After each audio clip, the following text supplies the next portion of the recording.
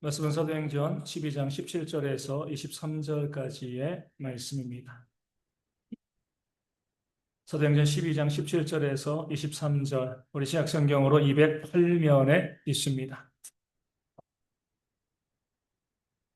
사도행전 12장 17절에서 23절까지 제가 말씀을 읽어드리겠습니다. 베드로가 그들에게 손짓하여 조용하게 하고 주께서 자기를 이끌어 옥에서 나오게 하던 일을 말하고 또 야고보와 형제들에게 이 말을 전하라 하고 떠나 다른 곳으로 가니라. 날이 새매 군인들은 베드로가 어떻게 되었는지 알지 못하여 적지 않게 소동하니 헤롯이 그를 찾아도 보지 못하며 파수꾼들을 신문하고 죽이라 명하니라. 헤롯이 유대를 떠나 가이사랴로 내려가서 머무니라. 헤롯이 두로와 시돈 사람들을 대단히 노여워하니 그들의 지방이 왕국에서 나는 양식을 먹는 까닭에 한 마음으로 그에게 나와 왕의 침소 맡은 신하 블라스도를 설득하여 화목하기를 청한지라. 헤롯이 나를 택하여 왕복을 입고 단상에 앉아 백성에게 연설하니 백성들이 크게 부르되 이것은 신의 소리요 사람의 소리가 아니라 하거늘 헤롯이 영광을 하나님께로 돌리지 아니하므로 주의 사자가 고치니 벌레에게 먹혀 죽으니라. 아멘. 아마가 요한의 다락방에서 기도하는 사람들은 깜짝 놀랐습니다. 감옥에 있어야 될 베드로가 지금 문 앞에 서 있는 거잖아요. 날이 새면 사형당하게 되어질 베드로가 그들의 눈앞에 서 있으니까 그 기도하던 사람들이 기도 응답에 대한 기쁨으로 베드로를 보고요. 아마 크게 환호성을 질렀을 겁니다. 그러니까 베드로가 어때요? 조용하게 시키죠. 지금 도망쳤는데 떠들면 다시 잡혀가게 되어지는 거잖아요. 조용하게 시키고요. 그리고 기도하는 그 마가의 다락방에 들어가서 모인 사람들에게 하나님께서 어떻게 그를 구원해 내셨는가 간증했습니다. 하나님의 놀라운 기적이, 놀라운 역사가 그 감옥에서 죽을 수밖에 없는 나를 이렇게 끄집어내어서 너희 앞에 서게 하였다. 하나님이 나를 살리셨다. 너희의 기도가 응답되었다. 그렇게 이야기하고 난 다음에 나에게 나타난 이 모든 일들을 야고보, 이 야고보는요, 죽은 사도 야고보가 아니라 예수님의 동생 야고보죠. 야고보와 다른 사람들에게 전하라. 알려주어라. 그 마가의 다락방에 모두 기도하고 있는 것이 아니었기 때문에 너희는 나를 보았고 이 소식을 들었고 이 이야기를 알고 있기 때문에 다른 사람들에게 내가 어떻게 살아났는지 하나님께서 나에게 어떻게 기적을 행하셨는지 그 모든 일들을 알려주라. 부탁하고요. 어디 간 거죠? 도망갔죠. 남아있으면 죽임당하는 겁니다. 멀리서 예루살렘 성을 떠나가지고요. 먼 곳으로 이 베드로는 도망을 갔을 겁니다. 그리고 나서 이제 본문에 나와 있는 것처럼 날이 샜어요. 그 감옥 안에 아주 큰 소란이 일어났습니다. 베드로가 있어야 되는데요. 베드로가 없는 거예요. 어떻게 도망을 갔는지 아무도 모르는 겁니다. 뭐 내통해서 도망간 것도 아니고요. 그 베드로의 동료들이 와서 싸워서 빼내간 것도 아니고요. 또 그 베드로가 어떤 방법으로 그들 가운데 그 안에서 살아줬는가? 그들이 경계에 실패한 게 아니거든요. 정말 아주 철통과 같이 경계를 펼치고 있었는데 그 베드로가 사라져 버렸습니다. 그 이유를 전혀 알지 못하는 거예요. 옆에 자고 있던 그 간수들도요. 이중삼중으로 지키고 있던 그 간수들도 베드로를 못 봤습니다. 그들이 졸고 있었던 거 아니에요. 같이 옆에 자고 있던 사람들은 잘 수 있었지만 밖에서 그 베드로를 지키고 있는 사람들은 눈 뜨고요 열심히 지켰습니다. 그러니까 요즘 말로 보면 뭐냐면 베드로가 누군가 이 사람이 지나갔는데 그 CCTV에 안 잡힌 겁니다. 그 바로 앞을 지나갔음에도요 못 본 거예요. 하나님께서 그들의 눈을 가리셔가지고요 베드로가 걸어 나가는데 못 보게 만드신 거죠. 그리고 더 놀라운 것은요 그 쇠사슬에 풀려 있었습니다. 열쇠는 그대로 있는데. 그리고 그 감옥을 지키고 있던 무거운 쇠문도요, 그냥 닫혀 있는 겁니다. 그럼 그 안에 베드로가 있어야 되는데, 그 안에 베드로가 없는 거죠. 지키던 간수들의 입장에서는요, 너무나 기가 막힌 사건입니다. 뭐 그들이 뭔가 잘못을 했다거나, 내통을 했다거나, 뭐 경계에 실패했다거나, 어디 뭐 나가는 구멍이 있다거나, 그런 모르는데, 이 철두철미하게 베드로가 도망가지 못하도록 지키고 있었거든요. 왜냐하면 그 당시의 법은 뭐예요? 내가 지키고 있는 죄수가 도망가면 지키고 있는 자들의 죄수의 벌을 받는 겁니다. 이 베드로에게 내려진 형벌은 사형이거든요. 베드로가 사라지면 누가 죽어요? 지키고 있는 자들이 죽는 겁니다. 그러니까 자기의 목숨이 달린 문제예요. 이제 그 밤이 지나고 나면 베드로가 사형입니다. 그러니까 마지막 날 밤에 얼마나 열심히 지켰겠습니까? 그렇게 자신의 목숨을 다해서 베드로를 지키고 있었는데요. 깜짝같이 증발되어져 버린 겁니다. 사라져 버린 거예요. 뭐라고 설명할 수가 없는 거죠. 그 소동이 일어날 수밖에 없는 겁니다. 헤롯도요, 그 사실을 알고요, 가장 먼저 뭐 한 거죠? 일단은 베드로를 찾아야 되니까 여러 곳으로 사람을 보내가지고 베드로를 수소문했습니다. 이잡듯이 뒤진 거죠. 마가 요한의 다락방에도 갔을 겁니다. 하지만 베드로는 이미 멀리 떠나가 버린 거죠. 그러니까 이 헤롯이요, 간수들을 신문합니다.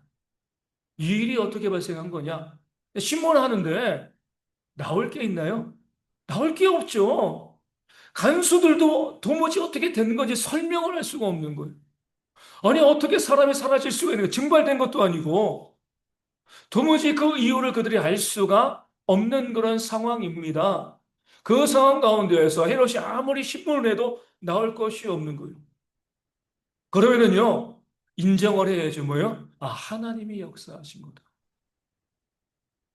설명할 수가 없는 거잖아요. 말씀드린 것처럼 이 간수들이 경계에 실패한 거 아닙니다. 목숨 다해서 베드로 지켰습니다. 누군가 내통한 것도 아니에요. 굴도 없고요. 도망갈 수 있는 어떤 길도 없고 그 쇠사슬과 그 이 쇠문은 그대로 다 닫혀 있습니다.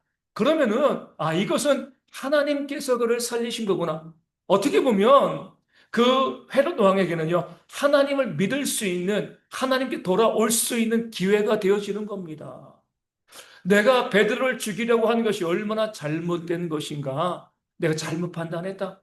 죽이지 말아야 될 사람인데 내가 그를 죽이려고 하니까 하나님께서 놀라운 기적으로 그를 끄집어내셨구나. 아, 하나님이 진짜 신이다. 내가 믿어야지. 이런 반응과 판단이 나오는 것이 맞는 거죠. 근데 이 헤롯 왕은 어떻게 했습니까? 그 간수들을 신문하고요. 그가 가지고 있는 법대로 그 간수들을 죽여버렸습니다. 죽일 이유가 없는 거잖아요. 만약에 헤롯이 지켰다고 해서 지킬 수 있었겠습니까? 경계에 실패한 것이라고 하면 죽일 수 있습니다. 내통한 것이라고 하면 죽일 수 있는 거예요. 불가항력적인 일입니다. 사람으로 어쩔 수 없는 일이에요. 그런 모든 내막을 알고 이것은 사람이 빼낸 것이 아니라 신이 빼냈다. 하나님께서 행하신 일이다. 이런 결론이 나오게 되어지면은요. 하나님께 영광을 돌리면서 그 간수들에게 손대지 말아야죠. 죽인 이유가 하나도 없는 겁니다. 네, 헤롯은 어떻게 했어요? 그 간수들을 죽였습니다. 그러니까 베드로가 없는 건 사실이잖아요. 그렇죠? 너희가 베드로를 지켜야 되는데 못 지켰어. 그들에게 잘못이 없음에도 불구하고요. 베드로가 없다는 그 사실을 알아가지고 내가 다음날 죽여야 되는데 너희 때문에 못 죽였어. 그 단순하고 얄팍한 생각을 가지고요. 그 간수들을 처형했습니다. 잘못이 있어가지고 뭐 그래도 죽임당하는 것이 쉽지 않은 일이지만 사람의 생명이잖아요. 그렇죠? 이 간수들에게는 또 누가 있어요? 아내가 있고요, 자녀들이 있을 거 아닙니까? 한 사람이 죽는 것이 얼마나 큰 일인데, 이 헤롯은요, 아무런 잘못도 하지 아니한 자기의 부하들을 죽였습니다. 어리석은 판단을 하게 되어진 거죠. 그 어리석은 판단으로 사람을 죽이는 그런 악한 죄를 이 헤롯은 범하게 되었습니다. 그럴 때 하나님께서는 어떻게 역사하시는 거죠? 그 다음 내용이 그 사실을 하나님의 역사를 보여주고 있습니다. 헤롯이요, 이 다스리고 있는 지역의 그 양식을 어디가 먹었어요? 두로와 시돈 지역의 사람들이 먹었습니다. 그러니까 이 두로와 시돈 사람들은 헤롯의 도움이 필요한 거죠. 근데 헤롯이요, 두로와 시돈 사람들 싫어했어요. 못마땅하게 생각했습니다. 그러니까 이제 들어오시던 사람들은 헤롯에게 잘 보이기 위해서 우리가 아첨을 해야지 그의 나라에서 나는 양식을 먹을 수가 있어. 그러다가 침소 맡은 그런 신하인 블라스더와 친밀하고 내통하게 되어지면서 우리가 어떻게 헤롯과 화목할 수 있을까? 그때 블라스더가 이야기해 줍니다. 곧 헤롯이 사람들 앞에서 연설을 하게 될 텐데 그때 너희가 가서 군중 가운데 섞여 있으면서 헤롯을 높여라. 헤롯이 기분 좋아가지고 너희를 잘 받아들이지 않겠느냐? 그런 이제 꾀를 내게 된 거죠. 그 꾀대로 헤롯이 연설을 하게 되어질 때에 군중 가운데 그들이 섞여가지고요. 뭐라고 이야기합니까? 이것은 신의 소리요 사람의 소리가 아니라. 그러니까 신처럼 그 헤롯을 높인 겁니다. 물론 들으면 어때요? 기분 좋죠. 누가 기분 나쁘겠습니까? 자기를 신처럼 높이는데. 하지만은요, 온전한 판단력이 있으면 뭐예요? 에이, 저 사람들이 아첨하느라고 저러는 거야. 이렇게 넘어가야 되는데. 이 헤롯의 치명적인 약점은요, 판단력의 문제였습니다. 그 잘못된 판단력으로 야고보를 죽이려고 했고요. 죽였고요. 베드로를 죽이려고 했고 또 아무런 잘못이 없는 그 간수들도 죽였잖아요. 판단력에 문제가 있는 사람이었습니다. 그러다 보니까 사람들이 자기에 대해서 신과 같다, 신이다 라고 이야기했을 때 에이, 아첨하는 말이지 뭐 듣기 좋아도 여기서 그만 이렇게 해야 되는데 판단력에 문제가 있으니까요. 그들의 말을 어때요? 진짜로 믿고 판단하고요. 자기를 신처럼 생각을 하고 하나님께 영광을 돌리지 아니하였습니다. 올바르지 못한 판단 때문에 사람을 죽이니까요. 올바르지 못한 판단으로 자기가 죽게 되어지는 겁니다. 그 영광을 하나님께 돌리지 아니하니까 하나님께서 그에게 병을 주셔서요. 그 몸에 학자들에 의하면 내부 장기가 썩으면서 벌레들이 나와서 그가 죽게 되었습니다. 아주 무서운 또 아주 단호한 원리가 오늘 본문 가운데 나와 있습니다. 하나님의 원리, 나중에도 다시 이야기하겠지만 하나님의 단순한 원리는 뭐예요? 심은 대로 거두게 한다. 행한 대로 갚아 준다는 거죠. 올바르지 못한 판단력을 가지고요. 그 간수들을 죽이니까 그 또한 올바르지 못한 판단력으로 하나님께 죽임을 당하게 되어진 겁니다. 남을 죽이면 누가 죽어요? 내가 죽게 되어지는 겁니다. 한 주간 아주 재밌는, 아마 여기 좀 있으신 분들은 아마 들어본 그 뉴스 한 40년, 50년 전, 그 부산에서 벌어진, 우리 이혜령 권사님 알 수 있을지 모르겠지만, 그런 뉴스가 되어지는데요. 배경은요, 처음에는 이제 이 중남미 니카라가 앞바다입니다. 한국 선원이 배에서 밤에 1시인가? 바다에 빠져버렸습니다. 배는 지나가 버린 거예요. 상어가 득실득실하는 그 바다에 한국 선원이 50년 전 된 것 같아요. 빠져버렸어요. 열심히 헤엄을 치는데 선원이니까 부산 출신이니까 헤엄 잘 친 것 같아요. 헤엄을 쳤는데 한계가 있는 거죠. 아, 이제는 막 이 경련도 나고 이제 헤엄을 못 치겠다 딱 싶었는데 배 밑에 뭔가 딱딱한 게 와 있는 거예요. 뭐겠습니까? 거북이 있어, 거북이.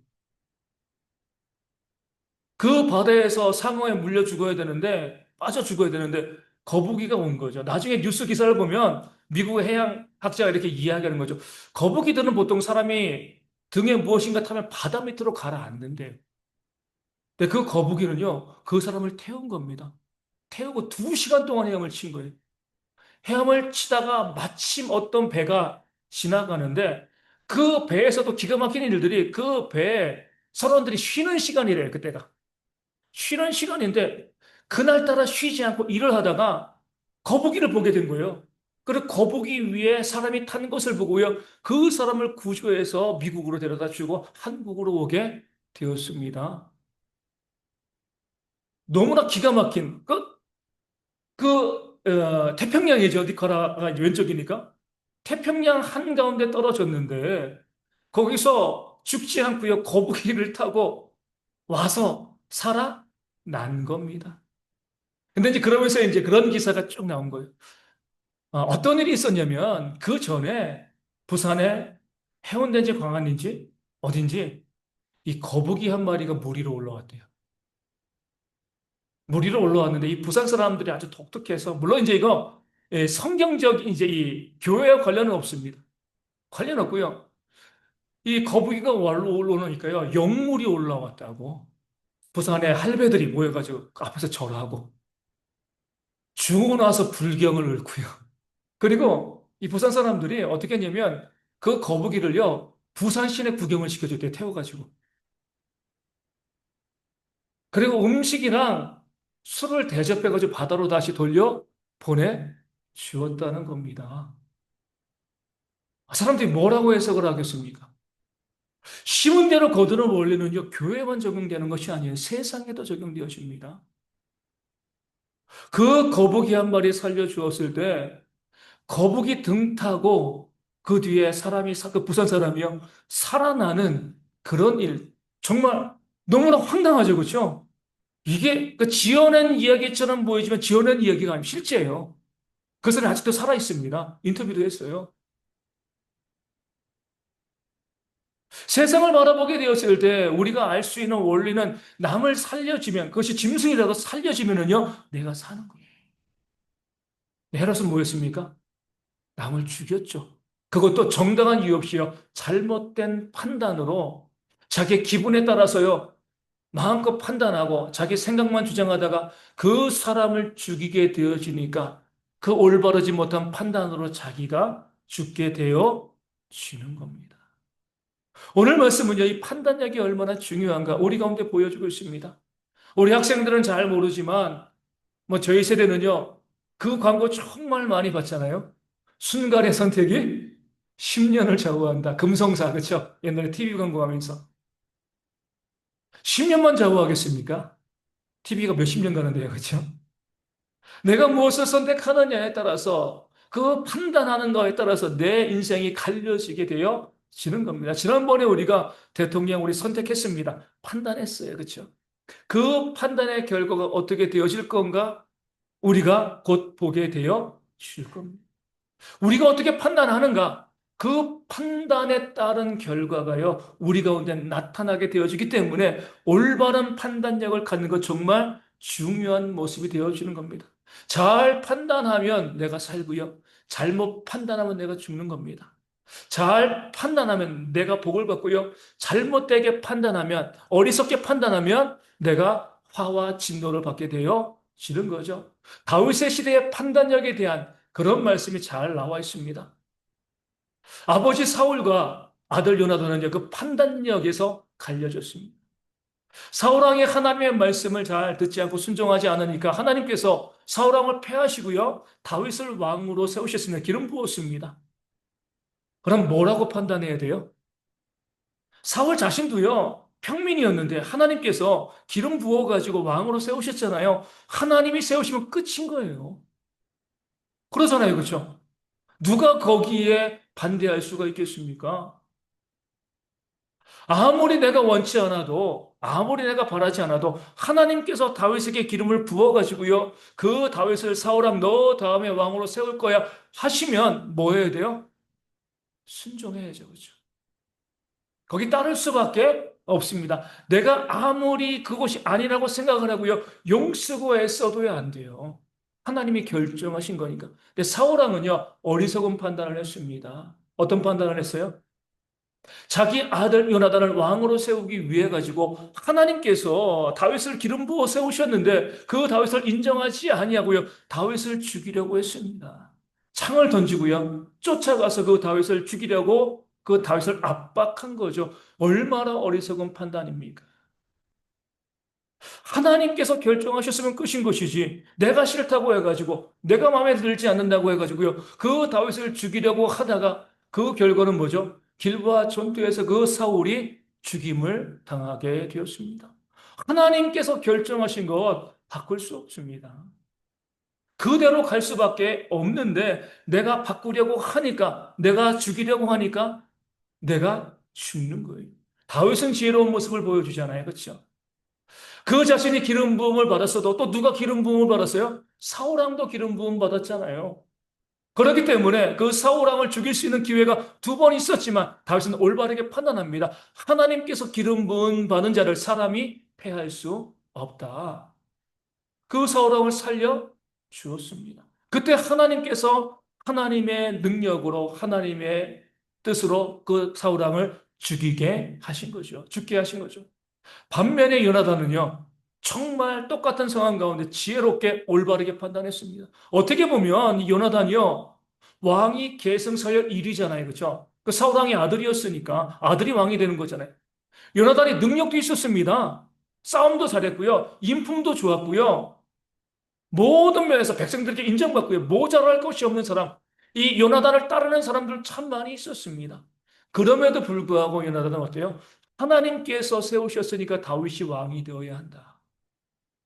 하나님이 결정하신 것을 요나단은 순종했습니다. 올바르게 판단하고요. 그 다윗이 왕이 될 수 있도록 요나단은 뒤에서 협력하고 지원하고요. 그 자신의 아버지를 배신하면서까지 하나님의 뜻을 이루려고 애쓰고 노력을 했습니다. 물론 그 요나단도 길보아 전투에서 사망하게 되어지지만 그 요나단은 그 다윗에게 미리 부탁한 것처럼 그의 가족들을 다윗이 살리는 은혜를 베풀게 되어지는 거죠. 똑같은 상황 가운데에서 이 사울왕과 요나단의 판단이 달랐습니다. 사울왕은 어리석게 판단한 거죠. 그 욕심 때문에 내 아들이 왕이 되어야 돼. 하나님의 뜻이 분명히 있음에도 불구하고요. 자기 욕심 때문에 고집하다가 죽임을 당하고요. 요나단은요.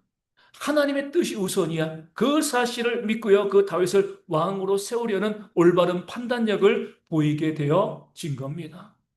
그 다윗의 시대에 또 어리석은 판단을 하고 또 지혜로운 판단을 한 부부가 있죠. 누구예요? 나발과 아비가일이에요. 둘이 부부잖아요. 그렇죠? 부자였습니다. 많은 양떼 가축을 키우고 있었는데 다윗이 뭐 한 거죠? 그에게 은혜를 베푼 거죠. 나발의 거주지 근처에 그가 짐치고 있으면서 도적들이 와가지고 나발의 양과 소를 훔쳐가지 못하게 막아줬습니다. 은혜를 베풀었어요. 은혜를 베풀면 은혜를 알아야죠.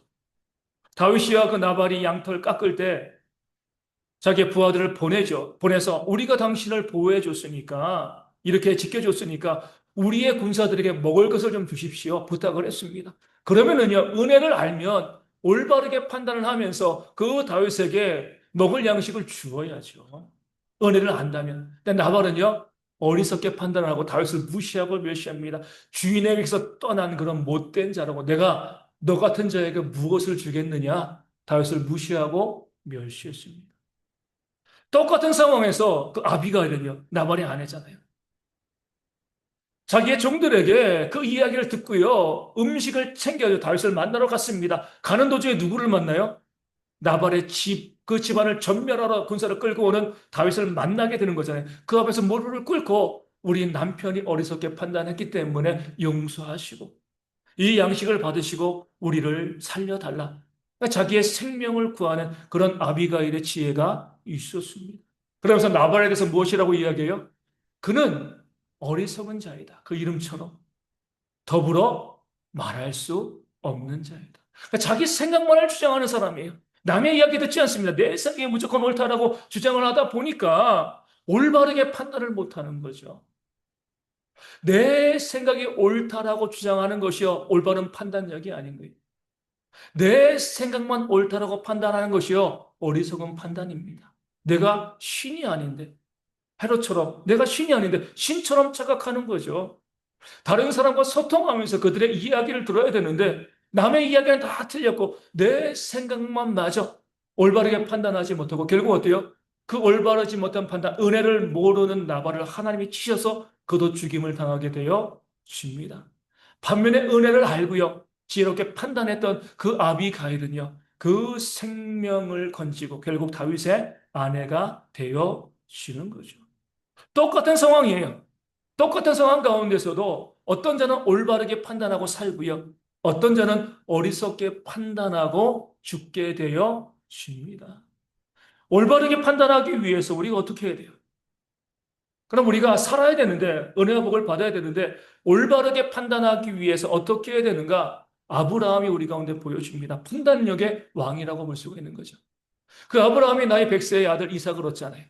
얼마나 귀했겠습니까? 우리 김성희 집사님도 늦은 나이에 40세인가요? 대견할 때? 그렇죠? 그래도 너무나 귀하잖아요. 100세면은요. 눈에 넣어도 안 아픈 거예요. 그렇죠? 얼마나 예뻤겠습니까? 그 아들 이삭이. 정말 금이야 오기야 이삭을 잘 키웠습니다. 이 청년이 되어진 거죠. 청년이 되었는데 하나님께서 아브라함에게 무엇이라고 명령하신 거예요? 그 아들 이삭을 모리아산으로 데려가서 번제로 바쳐라. 번제로 바친다는 거 자주 말씀드렸습니다.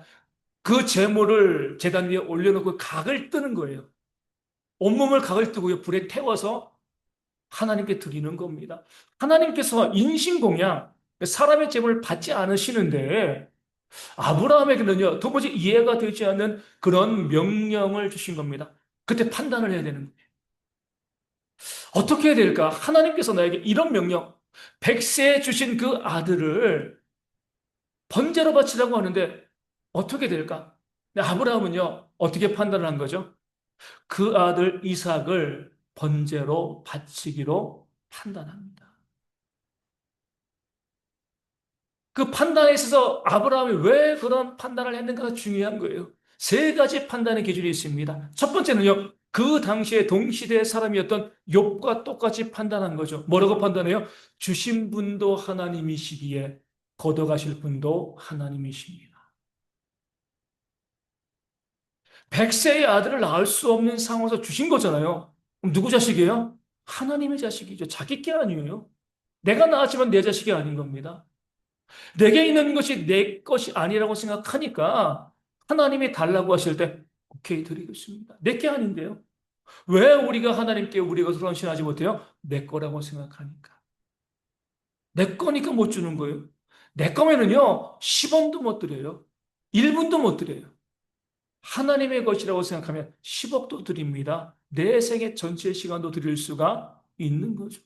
아브라함의 판단이 이겁니다. 저 자녀는 내 아들이지만 내 아들이 아니라 하나님의 자식입니다. 100세대는 내 안에 사라가 90세 되었을 때에 이미 폐경이 되어서 아이를 낳을 수 없는 상태에서 주신 자식이니까 주신 분도 하나님이시고 그 자식을 걷어가실 분도 하나님이십니다. 그 판단을 하게 되어진 거죠. 두 번째 뭐예요? 아브라함의 판단은요, 하나님의 명령이니까 순종하는 겁니다. 내가 감히 하나님의 명령에 불순종할 수 있겠습니까? 내가 사람인데. 그 하나님의 말씀이 이해되지 않을 수는 있어요. 아니, 어떻게 하나님께서 사람을 제물로 바치라고 하십니까? 그렇게 따질 수도 있겠지만, 아브라함은 어때요? 이것저것 다 떠나서 그것이 하나님의 말씀이라면 나는 순종합니다. 이게 아브라함의 믿음인 거예요. 자꾸 핑계대지 않는 거죠. 하나님 이것 때문에 이 말씀 순종하지 못하고요. 이것 때문에 순종하지 못하고 아브라함은 그러지 않았습니다. 그것이 하나님의 말씀이라고 하면 저는 순종합니다. 감히 내가 어떻게 하나님의 말씀을 판단할 수가 있겠습니까? 이게 믿음이라는 거예요. 우리도 마찬가지입니다. 원수를 사랑하는 거 어렵죠. 쉬운 거 아니에요. 근데 왜 우리가 사랑해야 돼요? 하나님의 명령. 일부 예배 때도 그렇게 말씀드렸습니다. 제가 극단적인 것이 좀 있어가지고 극단적인 선택이죠. 원수 사랑하는 것과 내 자식 번제로 드리는 것, 둘 중에 하나 택하라면 못 택하시겠습니까? 예? 나는 원수는 도무지 사랑하지 못하니까 내 자식을 죽일 거야. 그런 분도 있을까요? 없죠. 자식이 10명이라 할지라도 한 자녀도 그렇게 할 수가 없는 거죠. 원수를 사랑하는 것과 내 자녀를 번제로 바치는 것, 둘 중에 우리는요, 당연히 원수를 사랑하는 거죠. 아브라함은요, 자식을 바치기까지 순종했습니다. 믿음의 조상인 거. 이것이 믿음이라는 거예요. 말씀을 순종하면서 핑계대지 마세요. 하나님 이것 때문에 안 되고요. 저것 때문에 안 돼. 그럼 믿음이 아닌 거예요. 그렇죠? 합리화합니다. 내 불순종에 대해서 합리화하시면 안 되는 거예요. 그것이 하나님의 말씀이라고 하면 우리 가운데는 순종하는 것이 우리의 선택입니다. 올바른 판단력이 되어지는 거예요. 마지막으로 아브라함은 세밀하게 그 모든 상황을 연구했습니다. 대충 그냥 하나님 명령이고 순종해야지 이것이 아니라 순종을 해야 되지만 하나님이 왜 나에게 이런 명령을 주셨을까 연구했어요. 그 연구의 결과는 뭐죠? 그 올바른 판단을 할 수 있게 되는 그 연구 결과는 하나님께서 이삭을 죽이지 아니하시겠구나. 왜요? 하나님의 약속은 뭐죠? 내 아들 이삭을 통하여서 너의 자녀들이 하늘의 별과 같이 땅에 티끌과 같이 많아질 거야. 하나님의 약속이고요. 하나님은 하신 약속을 결코 변치 않으십니다. 그런데 지금 이삭을 번제로 바쳐서 죽이면은요, 약속이 실현되지 않는 거잖아요. 이삭을 통해서 자손들이 많아진다고 했는데 아직 이삭 결혼도 안 했고요. 자식도 없습니다. 하나님이 이율배반적인 명령을 주신 겁니다. 이삭을 통하여서 자손이 많아질 거야. 두 번째 명령, 이삭을 죽여. 이 두 가지가 합쳐지기 위해서 뭐예요? 하나님이 결코 이삭을 죽이지 않으실 것이다. 이 결론이 나올 수밖에 없는 거죠. 말씀을 세밀히 살피니까 하나님의 뜻이 무엇인지 알고 그 말씀 가운데 순종할 수 있게 되어지는 거죠. 야고보서에서는요. 히브리서에서는 이 하나님의 아브라함의 순종에 대해서 이렇게 해석합니다. 아브라함은 그 아들 이삭을 죽여도 하나님이 다시 살리실 줄로 믿었다.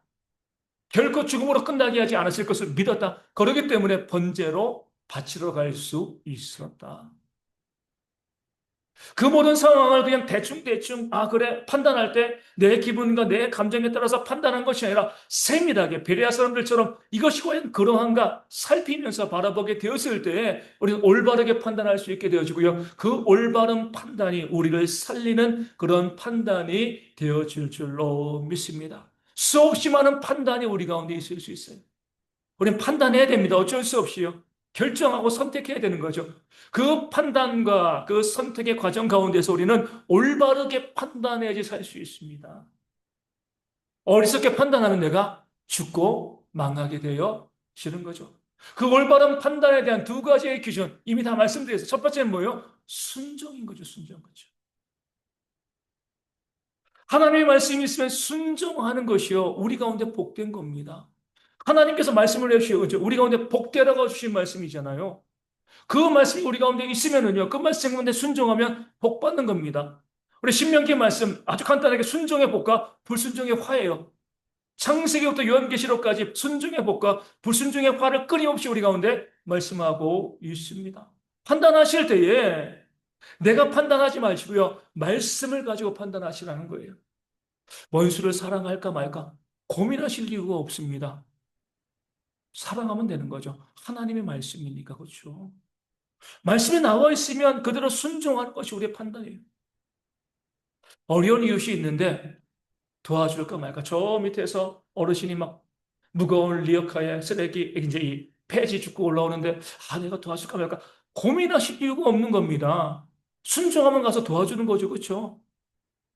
부당한 이익이 내게 들어왔어요. 이거 어떡할까? 고민할 이유가 없습니다. 거절하시면 되는 겁니다. 하나님의 말씀이 우리 가운데 이미 다 그 원리를 알려준 거죠. 원리를 알려줬으면 그 말씀 가운데 아브라함처럼 다윗처럼 요나단처럼 순종하시면 되는 겁니다. 내가 거기에서 자꾸 머리 돌리시면 안 돼요. 이거 어떻게 하지? 말씀이 분명하지 않으면 모르지만 분명한 말씀이 있으면은요, 그 말씀은 그대로 순종하시면 순종하는 것이 우리 가운데 복이 되어 지는 겁니다. 자꾸 우리 가운데 보면은요, 고민하시는 거예요. 하나님의 말씀이 있는데, 분명한 말씀이 있는데도요, 그 말씀에 순종할까, 아니 할까, 이거 자체가 어리석은 겁니다. 다시 말씀드리지만, 아브라함은 뭐예요? 아들 이삭을 번제로 바쳐. 하나님이 말씀하셨으니까 저는 순종하겠습니다. 사람의 말이 아니라 하나님의 말씀이니까요, 그렇죠? 그것이 하나님의 말씀이라고 하면 우리는요, 순종하는 것이 올바른 판단력이 되어지는 줄로 믿습니다. 그리고 그럴 때에 순종하는 자에게 올바른 판단을 했기 때문에 하나님께서는 그들에게 더욱더 큰 복을 부어주실 줄로 믿습니다. 두 번째 우리의 판단의 근거는요, 앞서 말씀드린 것처럼 하나님의 원리를 바라보는 거죠. 심은 대로 거두게 되어진다는 거예요. 이것을 알면 판단하는 것이 정말 쉽습니다. 믿지 않는 많은 사람들도 그런 경험을 공유하잖아요. 내가 옛날에 이렇게 누구를 도와줬는데 나도 누군가에게 그런 도움을 받았어. 내가 심은 대로 거두게 되었어. 믿지 않는 사람들도요, 그렇게 이야기합니다. 심은 대로 거두게 하시는 것은요, 하나님의 교회 가운데 분명하고요, 세상 가운데서도 통용되어지는 원리가 되어지는 겁니다. 내가 내 옆에 있는 사람들에게 무엇을 할까 고민할 필요가 없습니다. 심은 대로 거둔다는 원리를 알게 되어지면 뭐 하면 되는 거예요? 좋은 것만 해주시면 되는 거예요. 좋은 말만 해주시면 되는 겁니다. 내가 그들에게 한 그대로 나에게 돌아오게 되어지기 때문에 그렇습니다.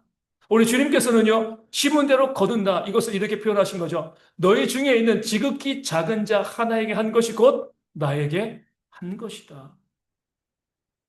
그 내 곁에 있는 그 이웃이 누구란 거죠? 예수님이라는 거예요. 내가 내 이웃에게 어떠한 모습을 보여주는가? 주님께서 그대로 나에게 갚아 주시는 겁니다. 그 사실을 알게 되어지면 우리는요, 판단하는 것에 있어가지고, 우리가 고민할 것이 없습니다. 우리가 이 땅을 살아가면서 가장 큰 삶의 목적 중에 하나가 주님을 섬기는 거잖아요. 그러니까 주님을 대접하는 겁니다. 근데 우리 보면은요, 교회 다니시는 분들 가운데 정말 많은 분들이요, 착각하고 있어요. 하나님을 섬긴다는 것, 뭐라고 생각하죠? 교회 봉사하고, 교회 헌신하고, 뭐 헌물도 드리고, 예물도 드리고, 물론 다 하나님을 섬기는 거죠. 그렇게 교회에서 열심히 헌신하고요, 또 예물도 드리고, 봉사하고, 나가서 이웃과는 싸워요. 그런데도요, 여기 아무런 문제가 없다고 생각을 합니다. 나 하나님께 헌신했어. 나 하나님께 봉사했어. 시간도 드리고 물질도 드리고 열심히 했기 때문에 난 아무런 문제가 없어. 이웃과 싸우는 거 이게 무슨 문제야? 나 하나님 교회 와서 열심히 찬양도 하고 목사로 말씀을 증거하기도 하고 열심히 많은 거 감당했는데 하나님께 많은 거 해드렸는데 나 당연히 믿음으로 구원받겠지. 정말 그런 믿음 있는 사람이라고 하면은요, 내 곁에 있는 사람을 뭐 할 수밖에 없어요? 사랑할 수밖에 없죠. 원수를 사랑하고 너를 핍박하는 자를 위해서 기도하라. 모든 사람과 더불어 화목하라. 누구의 말씀이요? 하나님의 말씀이잖아요. 그렇죠? 교회에 내가 얼마나 수고하고 헌신하는가 자주 말씀드리지만 마태복음 7장에서는 주여 주여 외치고요. 주의 이름으로 선지자 노릇하고 귀신을 쫓아내고 많은 권능을 행했습니다. 많이 헌신했다는 거예요. 주님께서 뭐라고 말씀하신 거죠? 하늘에 계신 내 아버지의 뜻대로 행하는 자라야 하나님 나라에 들어갈 것이다. 그 뜻이 뭐예요? 내 이웃을 내 몸과 같이 사랑하는 겁니다. 교회에 헌금을 1조를 드려도요, 내 이웃 사랑하지 못하는 자는 믿음이 없는 자입니다. 매일 와서 교회가 반짝반짝 빛나도록 청소를 해놔도요, 내 옆에 있는 사람과 다투고 싸우면은요, 믿음이 없는 사람인 거죠. 잘 보셔야 되는 거예요. 성경의 원리를. 내 옆에는 누가 미운 사람이 있어요. 비난하면 누구를 비난하는 거죠? 예수님을 비난하는 겁니다. 욕을 하면은요, 예수님을 욕하는 거죠. 다투고 싸우면은요, 예수님과 다투고 싸우는 거예요. 그런 사람이 구원받겠습니까? 예수님을 욕하고 비난하고 정죄하고 다투고 싸우는데 구원받을 수가 없는 거죠. 우리 가운데는 그런 이 신앙에 또 착각이 있는 거죠. 아니, 목사님 그런데 그 사람은 그런 소리 들을 만해요. 물론 맞아요. 욕먹을 만합니다. 그렇죠? 비난받을 만하고요. 정죄받을 만해요. 그건 하나님도 하신다는 거예요. 내가 심판할 건데, 내가 판단할 건데, 네가 왜 심판하고, 네가 왜 판단해? 왜 내 자리에 오르려고 해? 우리가 잘 보셔야 될 것은요, 우리가 착각하고 있는 것은 그 사람이 잘못했기 때문에 우리가 판단할 수 있고요, 정죄할 수 있다는 거예요. 하나님은 뭘 보세요? 네 입으로 무슨 말을 했는가를 보는 겁니다. 그 판단이 아무리 올바른 판단이라 할지라도, 올바른 정죄를 할지라도, 네가 판단하고 정죄했어. 그것 때문에 너는 심판받는 거야. 이게 하나님의 원리가 되어주는 겁니다. 근데 내가 판단한다는 거예요. 내가 그 사람을 잘못 판단하고요. 판단하지 않아도 그가 잘못하면 누가 심판하시는 거죠? 하나님이 심판하시는 겁니다. 내가 굳이 그런 이야기를 할 필요가 없는 거죠. 내 이웃에게 대해서 내가 아무리 정당한 말, 옳은 말, 어떤 말을 한다 할지라도 그 이웃에게 한 것이고 누구에게 한 것이요? 예수님께 한 것이 되어지는 겁니다. 내 이웃을 죽이면 내가 죽는 거예요. 내 이웃을 살리면 내가 사는 겁니다. 내 이웃의 것을 빼앗으면요, 내가 빼앗기게 되어지고요. 내 이웃에게 나눠주면 내가 받게 되어지는 겁니다. 심은 대로 거두고, 그러니까 주는 대로 받는, 내가 남을 대접하는 대로 또 내가 대접을 받는 것이요. 주님께서 우리 가운데 알려주신 그런 원리가 되어지는 겁니다. 이런 모습을 가지고 있으면 판단하기 정말 좋습니다. 남을 욕하고 싶어 입 닫으셔야 돼요. 두려운 겁니다. 남의 것을 빼앗고 싶으면 내 손을 거두셔야 돼요.